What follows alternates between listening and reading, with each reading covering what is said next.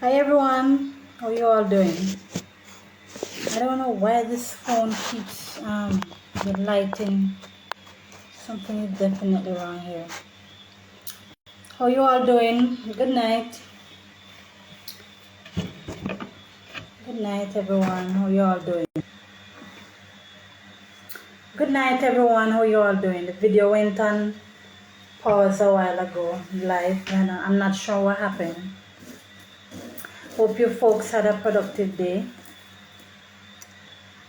Right, and I'm sure most persons are coming home from work now tired, exhausted.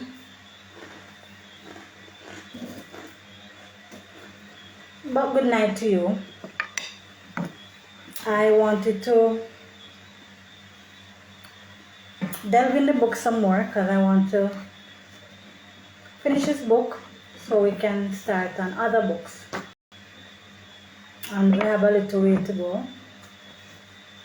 So if I don't come on in the evenings with this, then I'll be on at nights as well so we can get through reading. I'm just having some almond dry cereal. Some persons have it with milk, but I tend to like to eat it dry. Yes, so welcome everyone. Thank you for joining, coming onto my space. Whether you're on now or if you find this video later on, please remember to like, subscribe, and share. Alright, and thank you for joining me. I appreciate it. So, before I start reading, I said I was going to share this with you folks. I was watching a video on YouTube today, and it was talking about a lot of the plants around us in Jamaica. A lot of the plants that we think are no good are plants that are weeds, and most of us, we don't know the benefits of these plants. And I made a pact and made a promise to myself today. You know, when we have New Year's, people tend to make a lot of New Year's promises and don't keep it. But I made a promise to myself today. I said, you know what, I'm going to change my diet in terms of eating more vegetables, you know, having the aloe vera, the Cinca Bible, the guinea hen weed, using those to make tea, the leaf of life, all these plants I have at home around me. And not when I'm not making use of them. So I say, you know what, I'm going to change my diet. No more sweet sodas. Oh my goodness, I have a thing where I'm just addicted to sodas. And I promised myself I'm going to stop because these drinks are not healthy. I'm going to start blending my drinks from now on. And no sugar, I need to cut off of sugar. So, all that I need to do, cut off of sugar and improve my diet. So, I'm just saying that hopefully that you folks will join me in changing your diet. If you have any bad habits, any bad eating habits, you will want to change your diet. You know, start improving. It will not happen overnight, you know, little by little. So I'm gonna do that. And even this cereal I'm eating, this almond cereal, it has oats and almonds, peanuts and stuff in it. It's a little sweet, but I need to cut off of the sugar. Anyway, so let us make use of the things around us, the herbs and stuff we have around us, changing our diet, you know. So I promised myself that I'm going to do that. So join me in changing up your diet, more water, cut out the sweet drink. Alright, so the last place we stopped at was the car arrives. No, we stopped at, yeah, we had finished chapter 1. So the next chapter is chapter 2, and in chapter 2, the car arrives. The car arrives. So we're going to read it now. So hopefully, remember we read in chapter 1 where they were all waiting for the car to arrive until all people get tired and have to go home. So it seems as if the car is finally here now. So we're going to read on.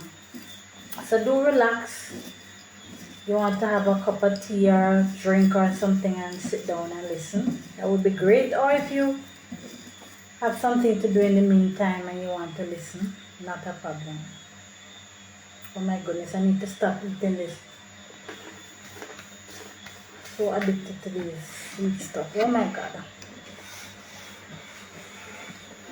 So let's begin. The car arrives. Let me just finish eating this. Not good manners to eat and talk at the same time, I think.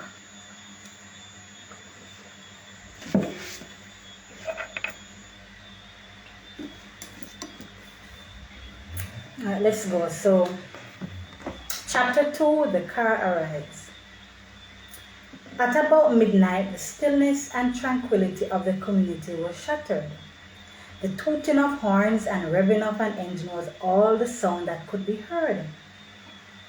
It seemed that even the frogs and the toads and the beetles and the bugs paused to accommodate this unusual encroachment. There was something new to the community. Then one person ran from his bed fully convinced that Pappy Mac's car had arrived. He was right. Pappy Mac had arrived home with a brand new Austin Cambridge motor car. And back in those days, those were the cars. Though it was getting past midnight and everyone was thought to be sound asleep, in less than half an hour there were more than a dozen people at Pappy Mac's gate, viewing the new machine and complimenting the owner. Just like sometimes, I don't want to talk too much during the story, but just like sometimes here in Jamaica when there's an accident, even on the highway or wherever, and by the time the accident happens, you wonder where so much people come from. You'd be amazed. So it's similar to that, where you come with the car in the middle of the night and a whole heap of people turn up from nowhere. Alright, where were we? So though it was getting past midnight and everyone was thought to be sound asleep, in less than half an hour, there were more than a dozen people at Pappy Mac's gate, viewing the new machine and complimenting the owner. Some of them stayed there for the rest of the night, perhaps to get an early ride or just to admire the new machine. Whatever was their reason, it was not clear. But some of the ones who were last seen the night before were the first to be seen the following morning. At the break of day, there were already many people at Pappy Mac's gate. He too was early to rise, and so were all the members of his family. They admired the machine, but they all wanted to know why he was so late in returning. Why did he wait until the whole village was asleep before taking home his car? Oh my goodness. Every time I read and I look up, I'm looking at my tooth. I can't wait to get my braces in. Oh my goodness. But anyway, I'm not going to let that deter me. He explained that after purchasing the car in Kingston, he tried to get in touch by telephone with the man whom he had arranged with to drive the car. The salesman at the garage also tried to contact the man by telephone. The phone rang without an answer. They waited all day and kept on trying without any luck. They realized that they would encounter serious problems if they could not find a driver. So wait then now, you want to tell me say, let me not say anything, let us read on. Let me just read back here. They realized that they would encounter serious problems if they could not find a driver. They kept on hoping that something would happen soon. Near closing time, the salesman advised him that he knew a man who used to drive for a taxi company, Near closing time, the salesman advised him that he knew where a man who used to drive for a taxi company lived, and he believed he would be willing to drive for him. He was a careful driver and a man of good temperament. So you want to tell me now, say Papi Mac went to buy his vehicle, but he couldn't drive. So that is why he stayed at the place till midnight trying to get somebody to drive the car, because he go buy a car and he can't drive. Well, I guess that is not strange, because you have some persons probably buy vehicles and then they learn to drive after. So let's see. They would go together to find this man. He agreed and off they went. When they arrived at his home, a lad told them that he had just gone through the gate, but would return in less than 30 minutes. They decided to wait.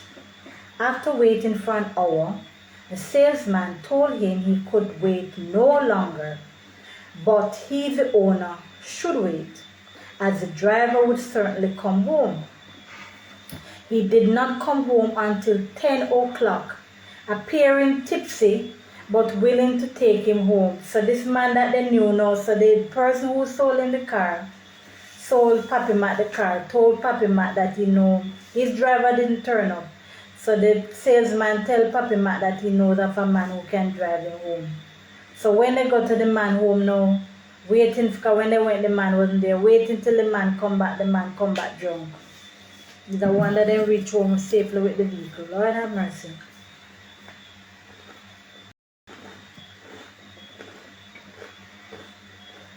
Let's see.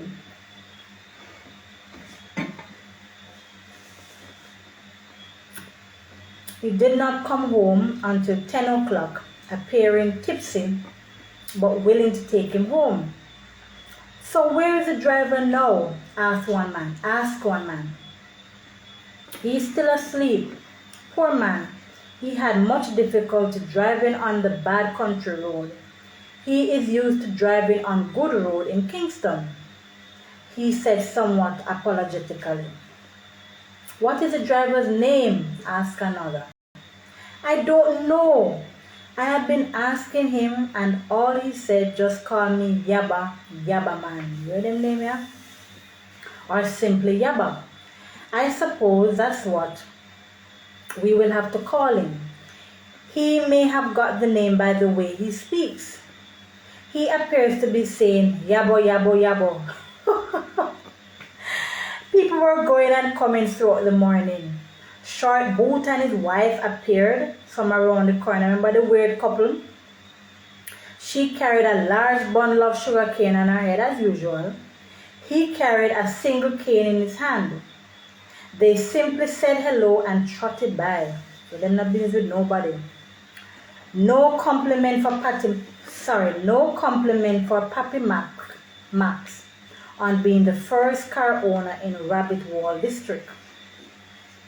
Mas Georgie came along and saw Jeggy Man looking at the car. Have you collected your money? He inquired. Yes, man. I collected it long time, man. Collected long time. He repeated. Yes, man, it belonged to you. But sign and wonders never cease. Look how many times people in this district promise to buy a motor vehicle and never buy any. This is the time I chose to set my money this way, and I lost. I have great bad luck. If I did not bet my money, no new car would come in this district. So easy I lost my big pound note. Every time I bet one way, things go the other way. If I don't get things go the way I predicted, bemoaned Mas Georgie. Towards mid-morning, old Iron Blue arrived. Mr. Craven, this is a nice machine you have here, Mr. Mac. Let me just... I don't know why the lighting in this phone seems to be going dark. I don't know. Why me and technology? But I learn, I get there. Anyway, let's continue. Towards mid-morning, old Iron Blue arrived. "This is a nice machine you have here, Mr. Mack," he said as he walked around the car, touching the headlight, shaking the bumper, bending and peering everywhere, saying, "Man, look all over the vehicle." "But you know that you can't carry this new car come in the community and you don't kill a big ram goat, buy 2 gallons of white rum. If you don't do this, crosses will follow you." Hear him now with feeling belly just because he want food to eat. "I will fire my slingshot 21 times in the air to salute you. I am proud of you, but remember what I am telling you. Follow my foolish advice." "Well, those crosses will have to follow me because I don't have the necessary funds to make a feast," Mr. Mack responded. "The spirits will have to wait until Emancipation Day when I have my usual get-together." "Why don't you kill one of those big ram goats that you have?" asked old Iron Blue. "What a man persistent in people, brother. Spirits don't wait on people. No feast for this occasion, sir," he stated in a final slur. Yabba Yabba came walking from the house to the car just as Miss Joplin arrived. He paused every now and then and glanced over the unfamiliar hills and into the far-off valleys. "Papa Jesus! Papa Jesus!" declared Miss Joplin, loudly enough for the people close by to hear her. "What a damn ugly man! I never see anybody ugly so yet. What an enormous nose the man have. It is shaped just like grasshopper. What a face, woman. But look at him lip. It hangs down like a plug. What? A plug bob. I've never heard. What's a plug bob? It hangs down like a plug bob. The man's 2 eyes red like a partridge." I tell you that it's when Jamaicans go to describe somebody, trust me, it's not pretty. The man 2 eyes, so she describing him now. The man 2 eyes red like partridge. So see the man they call Yabba Yabba. So see Yabba Yabba there, and Miss Joplin, she stand up at the insult the man.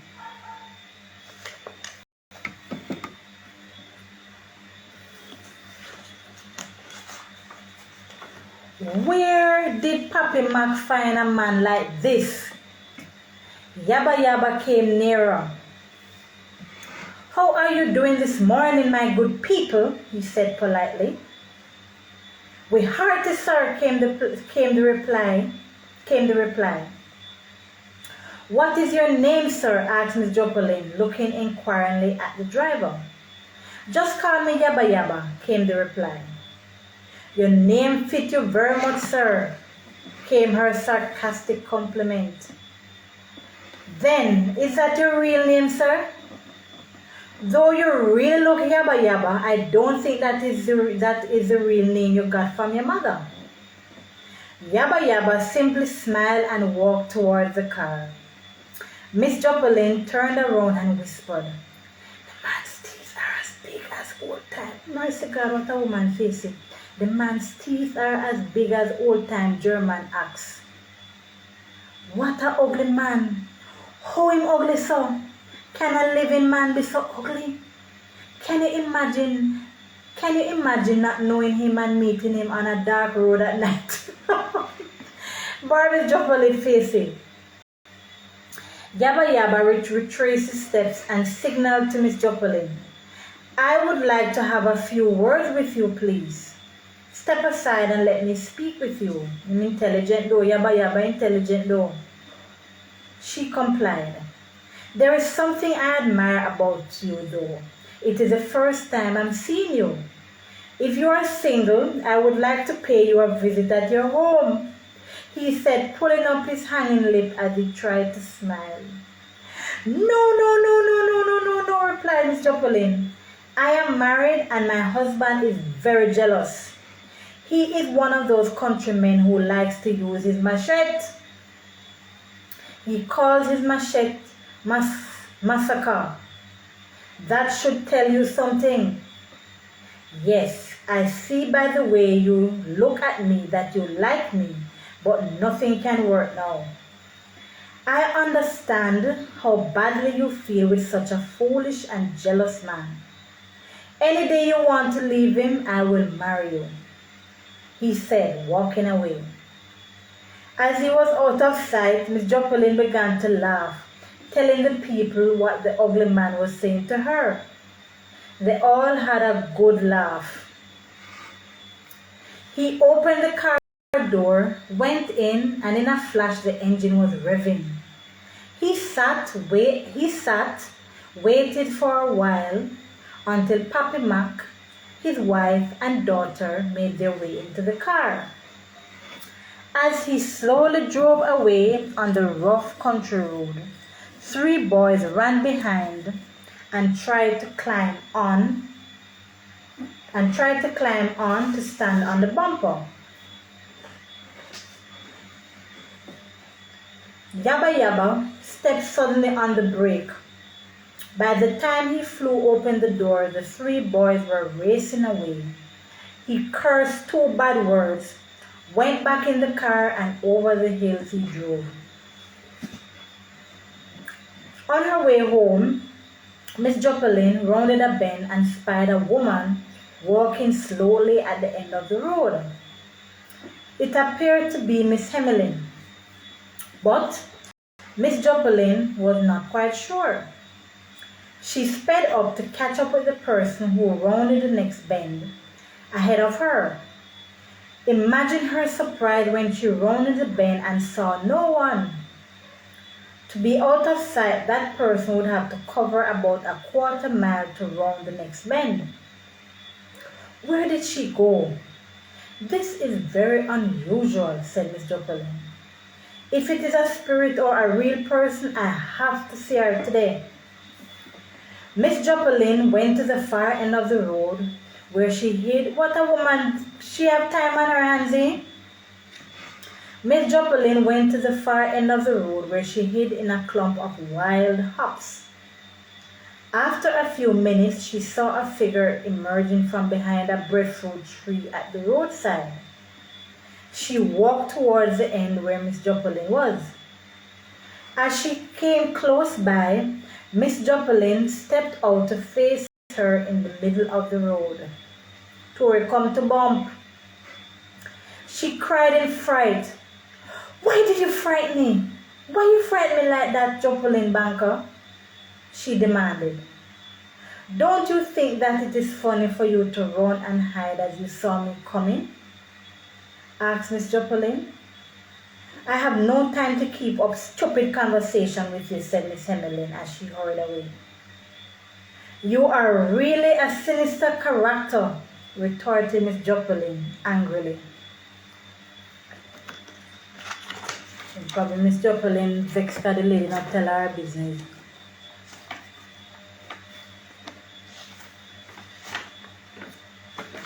Alright, so we are at Chapter 3. But Chapter 2 was not that long. Chapter 3. Old Iron Blue settles a score. Old Iron Blue settles a score. Since the confrontation between them, Old Iron Blue had to undergo annoying taunts and jeers. Remember the fight that him and Bellyside had? So since the confrontation between them, Old Iron Blue had to undergo many annoying taunts and jeers from both Bellyside and Kong Teeth. Anywhere they met, they threw insults at him. Kong Teeth often made irritating, choking sounds to remind him that he was almost choked to death. Old Iron Blue wanted to put an end to this irritation, but he kept remembering the incident with Kong Teeth.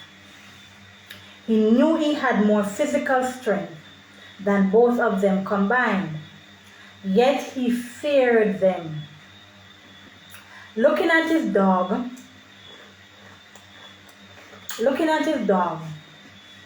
Bulrush, you will have to help me solve this problem. Anytime I see those two brutes passing my gate, I am going to set you at them to bite them to pieces. Bulrush, something is puzzling me.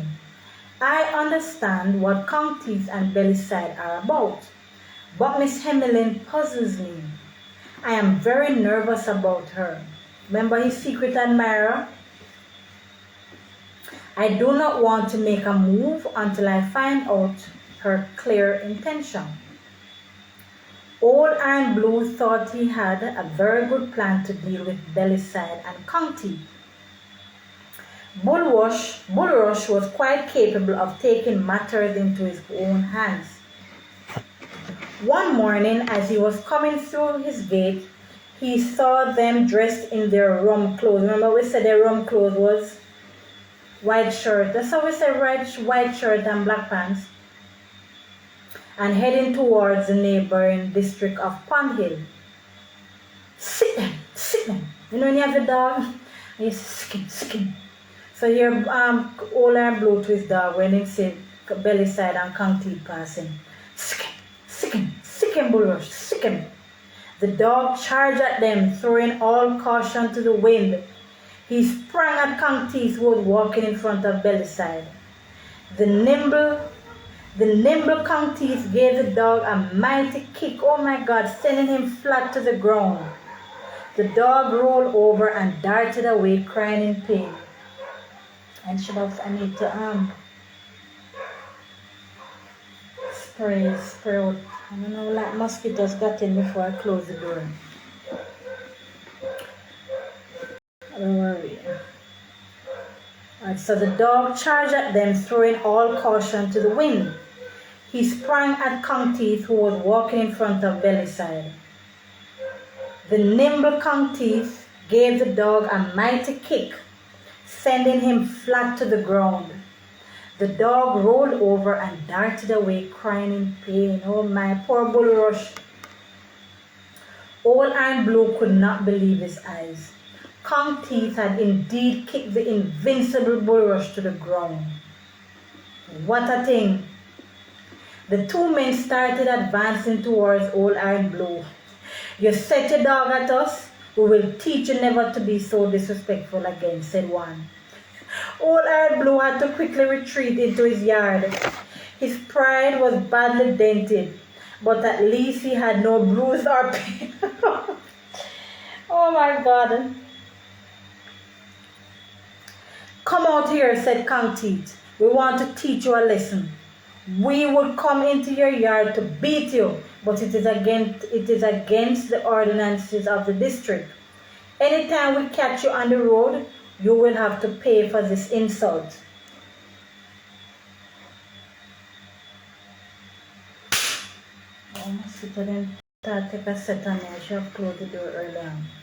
Old Iron Blue found himself desperately trying to avoid meeting them.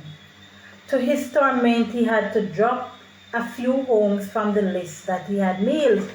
Oh, so what he used to do is normally time people when he knows that people put on the pot and having the dinner. So he time them and then he would go to these homes to visit. And you know, normally when you go to a person's home, I mean it's customary and they're having dinner or meal, they would say, would you like some dinner? Even when you don't want to get in, you would say, would you like some dinner? So this was his habit, timing people pot. So Old Iron Blue found himself desperately trying to avoid meeting them. To his torment, he had to drop a few homes from the list that he had meals. He knew that someday he would come face to face with them as they lived in the same community. But perhaps by that time they would forget about the whole affair. He badly wanted the matter to be settled before Emancipation Day, because Pappy Mac always had a great feast on that day. There was always more food than all the guests, including Old Iron Blue, could eat. The food was given freely, but the guests had to pay for the drinks. Papi Mac chose that day because the people of that community who sold sugarcane, coffee or banana usually get their final payment called a bonus in time for that holiday. Since production of such crops was very high in the community, in those days, money flowed in an amount that exceeded by far the usual pattern. It was nearing Emancipation Day, and the matter had not been resolved. Old Iron Blue became quite worried. Signs of anxiety were inscribed on his brow. Old Iron Blue began complaining to other members of the community about his dilemma. They were all puzzled because those men were never in the business of interfering with people. It is true that when they were drunk, they would get into minor squabbles, but those would be quickly forgotten as soon as they were sober. As Miss Jopalin passed one day, she saw Old Iron Blue sitting near his gate on a tree root that projected from the ground. He bent his head with his chin in his cupped hands. He was clearly not happy. Poor Iron Blue. Poor Old Iron Blue. What's the matter with you, Old Iron Blue? I see you seem to be fretting, she inquired with a sympathetic look in her eyes. It seems that woman Emmeline is getting on your nerves. Old Iron Blue told her all about the incidents with skunk teeth and belly side. I'm surprised at you, Old Iron Blue. You are the most muscular man in this district. Here she come a boasting man now. You are the most muscular man in this community. You can't allow two sinting like those two to frighten you. If you wheel your fist and give them one thump, they can't take two. But remember now, don't let them neck hold you. Thump them down before them come thump them down before them come near enough to grab your neck. You are not the only man that skunk teeth almost choked to death. He was my schoolmate. I remember him nearly choking a boy to death at school. His neck hold many people after that, so be very careful. Take my warning. You hear me? Yes, ma'am. I will have to do something like that, he replied in an unconvincing tone. This was great encouragement to Old Iron Blue. This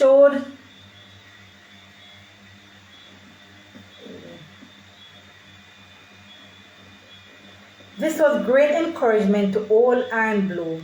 He showed fear while Miss Jopalin spoke. He did not show fear while Miss Jopalin spoke, so she was unaware of the fact that she had greatly motivated him.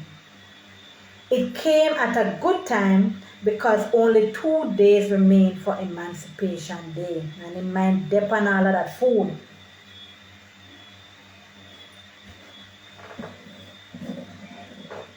He knew exactly what he was going to do. He was invigorated and ready for battle. Emancipation Day came and everyone was early in the village square. Old Iron Blue was a little late. It seemed skunk teeth and belly side were long on the lookout for him. They knew he would never want to miss. Oh my goodness. Oh my word. They knew he would never want to miss such an occasion. All that food, no son can't miss that. Miss Jopalin saw the two men standing tense, not doing much speaking. She stepped forward and spoke. You know, so this lady, Miss Joplin, is a troublemaker. Hear her to Kong Teeth and Belly Side. After she just done up, after she got boost up Old and Blue. How is it that you men seem to be so perturbed? You're certainly not enjoying the occasion. But they stated that they were merely relaxing before they started to participate. I understand that Old and Blue set his dog at you, and if you were not skillful, he would bite you to pieces, she stated in a tone calculated to create mischief. You heard about it? Don't you think that is very disrespectful? Inquired Kong Teeth. Yes, very much so. I don't think you should let him get away with this. What a woman. So after she boosts up Old and Blue now and tell him, say, he must stop them. Here she go to them now and boost them up. Just like some people I know. Mischievous. Yes, very much so. I don't think you should let him get away with this. Kong Teeth should neck hold him, and you should give him oh my God. And you should give him a few boxes in his face. You bet he will never do that again. He is afraid of you. You won't have any problem with him. He will learn his lesson well. Oh my word. If he comes here today, after you discipline him, you should chase him away, that he gets none of the food. She inveigled them. What a woman. You have some people stay same way now. You have some people stay same so. More people, and when you get in trouble, now them run gone. Little did she know that she had fired up Old and Blue. He had developed great self-confidence. He was going to wield his fist. He was going to put his superior strength to the test. Miss Joplin directed their attention to the far end of the road. There was Old and Blue stepping confidently towards the gathering. He made out Miss Joplin and realized that the men with her were Kong Teeth and Belly Side. He hoped she was telling them to let bygones be bygones and forget their differences.